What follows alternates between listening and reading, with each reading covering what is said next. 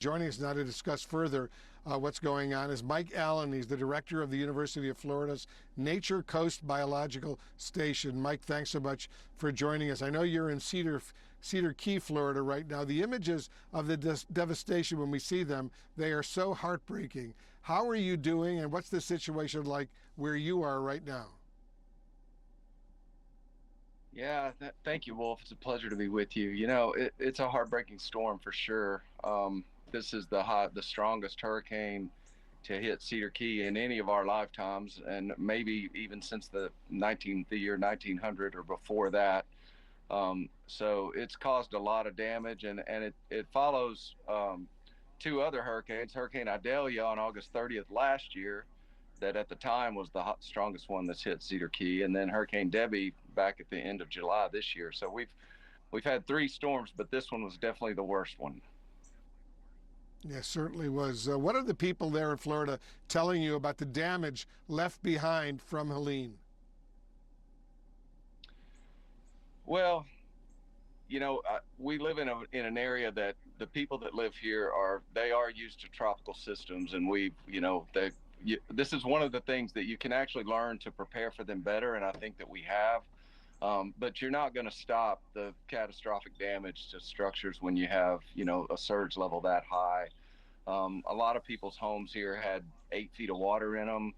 A lot of the elevated homes had severe damage underneath, and some of them structural damage, as well as the restaurants and businesses. So this is a very difficult storm for us, but I tell you what, I see this community bound together in the preparation of the storm, and then after the storm. And if anybody can come back, this group can come back, and everybody just puts their head down and one day at a time and start making it better. And as you point out, it's a relatively small community that's been through three huge storms in the last 13 months. Helene was a category Hmm. 4, the most severe by far. How are the people and the resources actually holding up?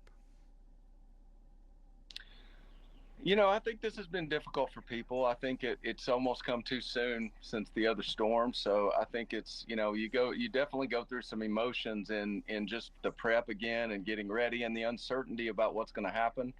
And in this case, we had a lot of damage, and we had some wind damage this time. It wasn't just surge. The surge was higher than either of the previous two storms, and the wind damage was more too. So yeah, I think people are holding up. It's funny to me when you go up and down the street and you see people cleaning up.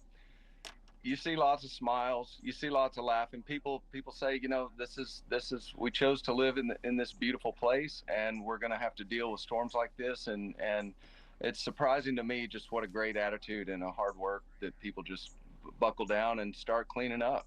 And that's what's going on right now. Yeah. I know a lot of people who've moved to Florida, and the first thing they always say is, we got to learn more about potential hurricanes, and that's a good thing to do. What kind of help are you getting right now, Mike, from the state government in Florida, and the federal government here in Washington?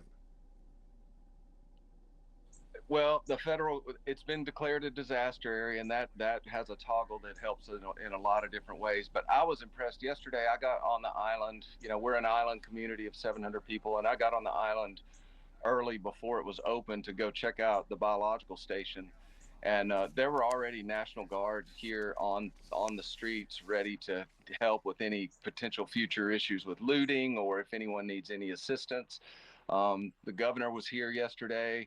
And we're just starting the process of what kind of federal and state aid we might get. But I can tell you that the federal and state response that we've seen, in fact, I just told some National Guard folks just a moment ago, it makes you feel like you're not alone when you see those Humvees and you see those uniforms, and they're here to help. And it that helps a lot. So. It certainly does. Thank God for them. uh, Mike Allen, thank you very, very yeah. much. Mike Allen is the director of the University of Florida's Nature Coast Biological Station. We have a lot more news coming up.